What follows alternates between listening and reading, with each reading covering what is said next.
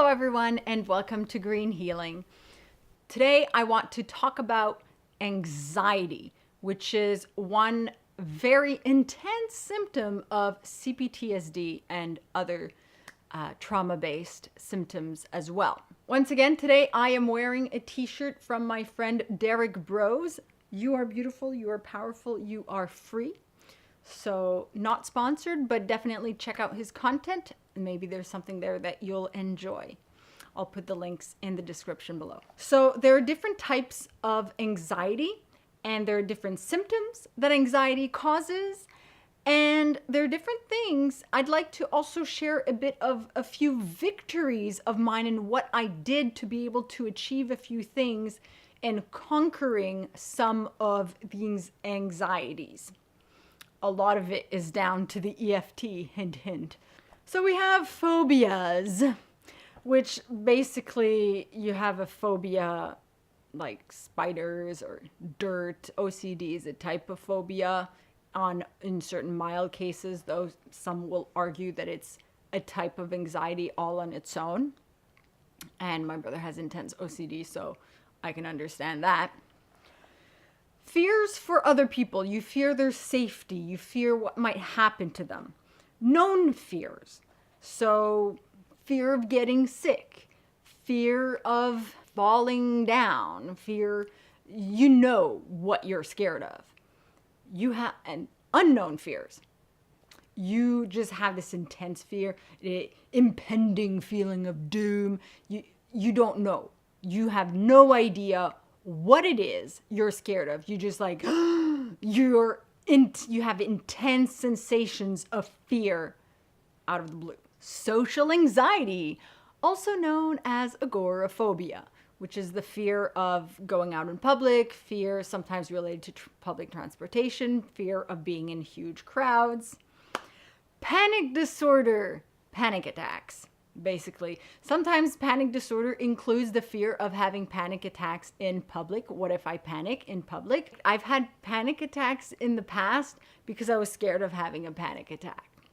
Yeah, that's basically like the intense of panic attacks, of panic disorder. And generalized anxiety disorder, which is more of the general worries, fears, and stress, which kind of encompasses several of the other types. And I have all of the above. Yay!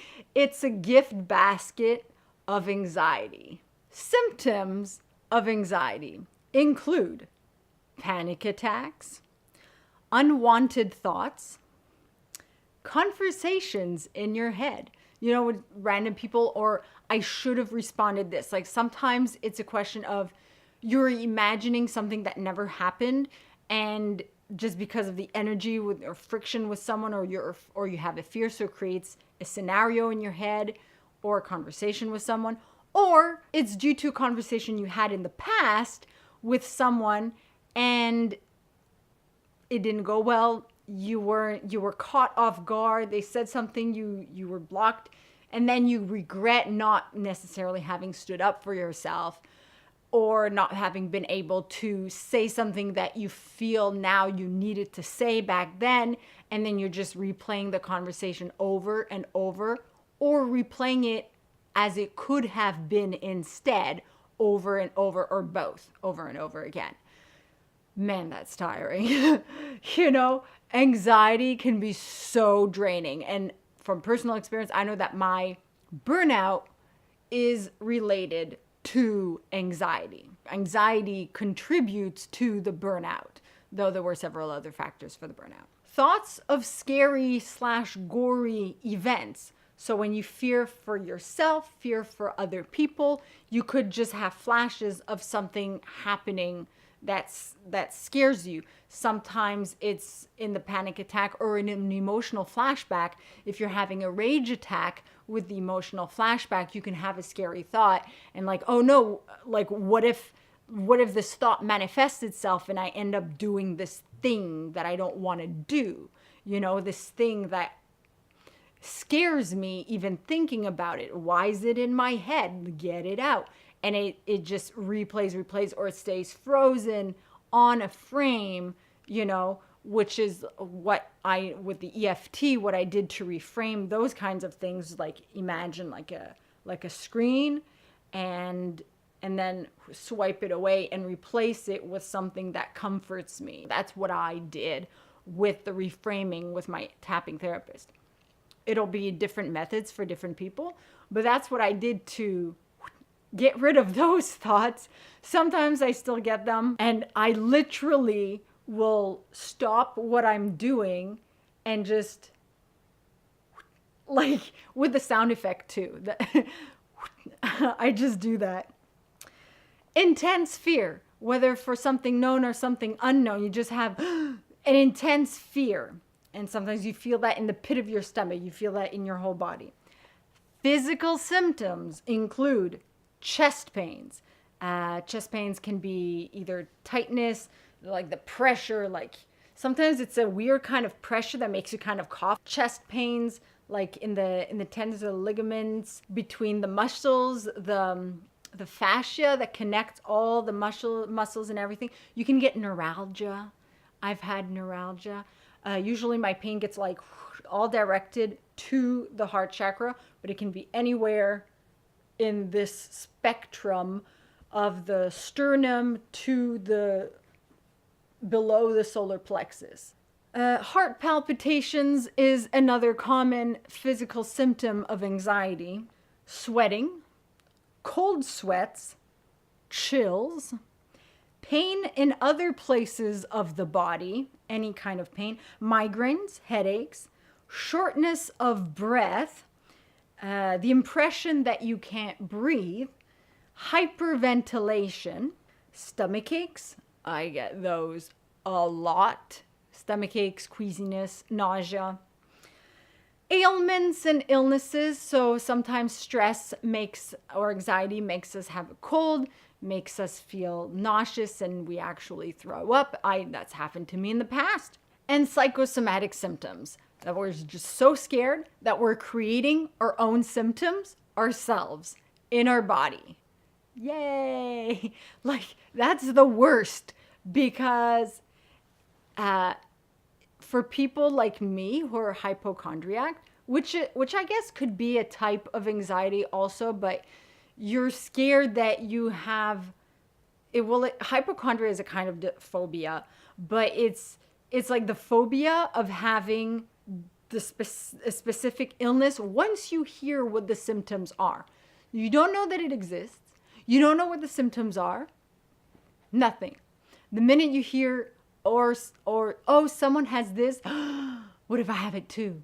Or this symptom, that symptom, I'm dying, what if I have this too? And I've driven myself cuckoo in the head with hypochondria, with psychosomatic symptoms so many times in the past. And with CPTSD, a lot of the times what an emotional flashback does is puts us in an intense state of anxiety. So there's the fight, flight, freeze response. And sometimes people say fight, flight, freeze, fawn. Sometimes if we're still with the abuser, we'll fawn over them.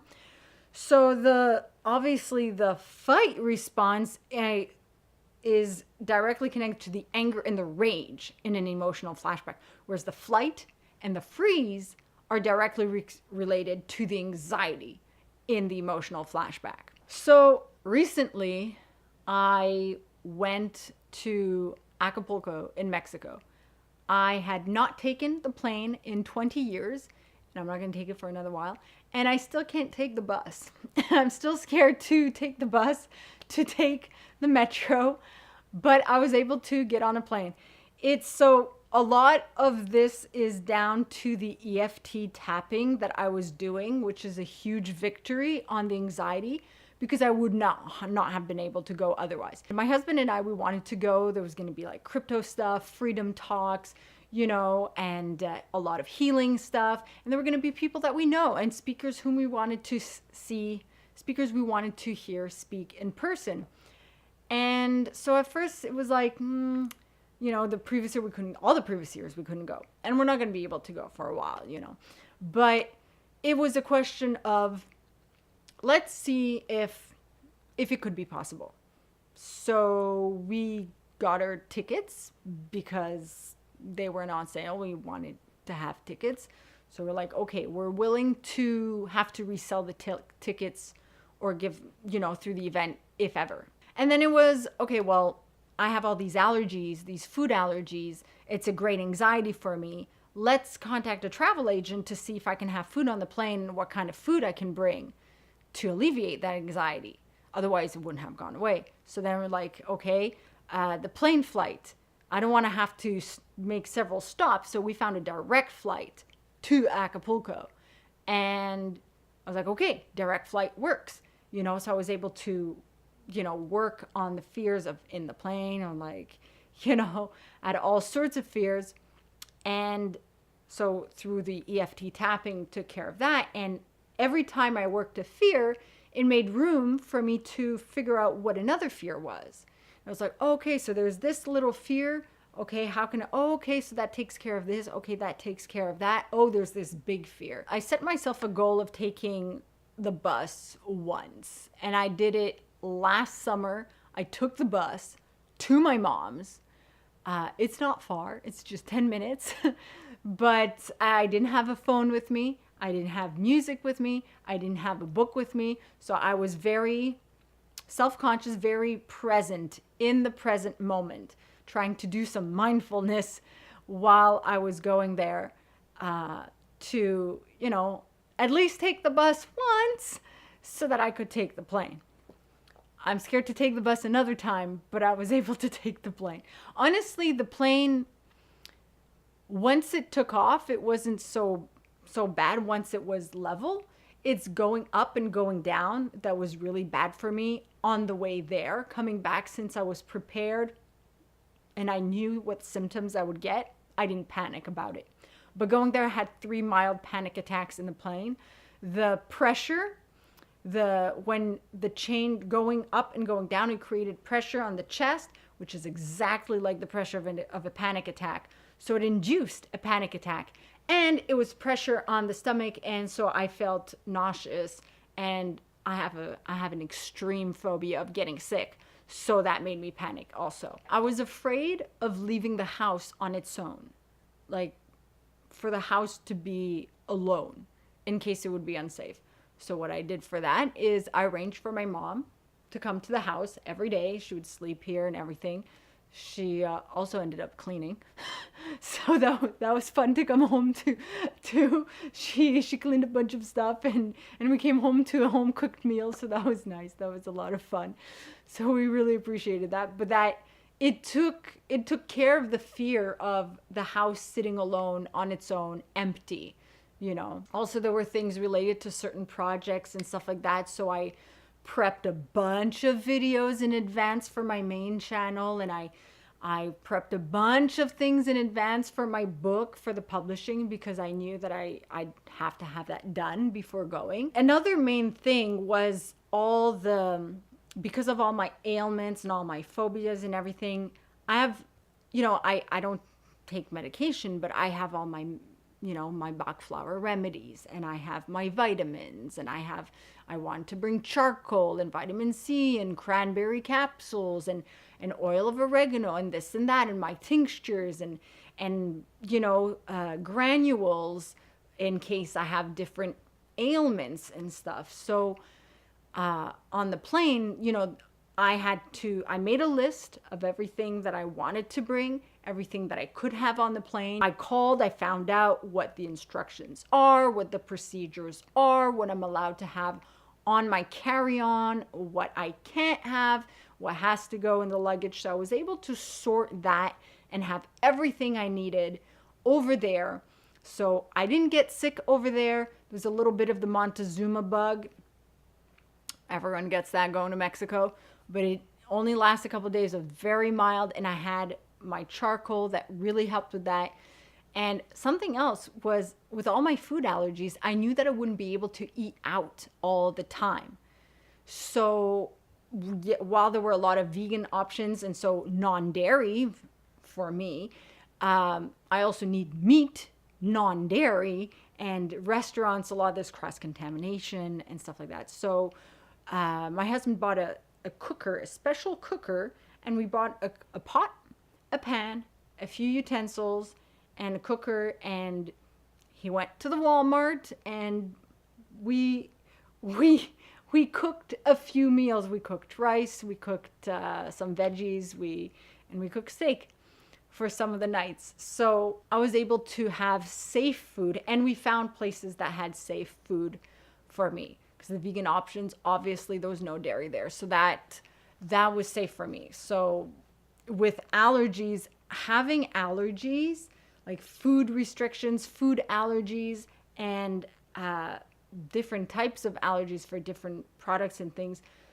is a great source of anxiety, especially when you're going somewhere else. So having all my medicinal things and figuring food out was like such a relief for me for that. The other thing that I did, which is something I've never done before, was I hibernated in my cave over the holidays. So the holiday time is something that stresses me out so much. It's not just the CPTSD that causes me anxiety. Like, I had trauma as a baby because of the dairy allergy and stuff like that. So I've been anxious all my life, but just at varying degrees. And all the time during the holidays, and sometimes during Easter, but after a while that stopped, I would get sick, either with influenza, like fever and everything, or a major cold, bronchitis, laryngitis, the works, all sorts of, or all of the above. And that's because you go to one do, and then New Year's, but then parents separate, so then with mom, with dad, and then New Year's, and then when you're with someone, so it was like my family, your family, my other family, New Year's. And last year we had friends visiting from France, and I was so sick after I had a fever for 3 days, and I was sick. It lasted a full month. So this year, there was no way I was gonna get sick like that again. And it was tough because I was worried that I would be letting people down. I was worried that they would be disappointed that I was choosing not to go anywhere. And my husband let his family know in advance. They didn't buy the safe ingredients, and so they didn't cook the safe food, and they didn't mind. It gave my mom a break, my sister a break. Everyone was super busy, so with their own things, so everyone was able to take a break. And then other people got sick, so then other things got moved around or canceled and stuff. And so people weren't upset as I feared they would be. And I didn't go anywhere. Well, I went for a walk outside, and, I went to my mom's for supper sometimes, but I didn't do anything over the holidays. And I was healthy. I felt iffy every day, but I was completely healthy. And I think that was a huge contributing factor, because building up to the trip, it was staying healthy was my main goal. And when I got back, I had a crash of energy, major crash. I'm still experiencing a bit of that crash, and emotionally very, very drained, unable to handle as many symptoms as usual, having more emotional flashbacks, and then going up a bit. So there was a bit of setback, it's not a regression, but it, like just a little bit of a setback from all of that. But basically I'm still healthy, so it helped, it worked. And I mean, for me, that was the EFT, and those are the things that I did.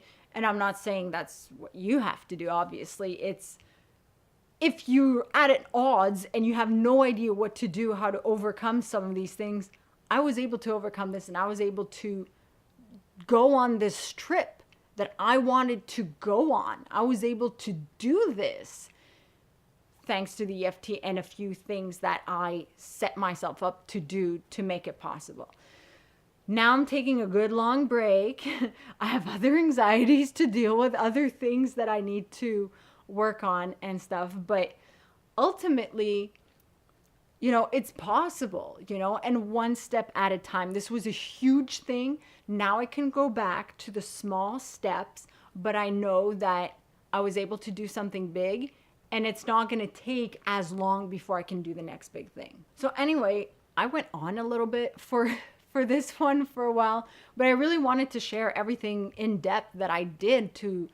These are victories, and I want to encourage everyone to share your victories also, or what you're doing in working towards an anxiety victory, because that's ultimately the goal. Working through slowly, bit by bit, respecting our bodies, respecting our limits, and making the decisions that will help us moving forward in our healing journey. So I'm going to end this episode with another Healing Through Humor capsule about anxiety, which talks also about the what if game a bit, which I spoke of in the first season of Green Healing.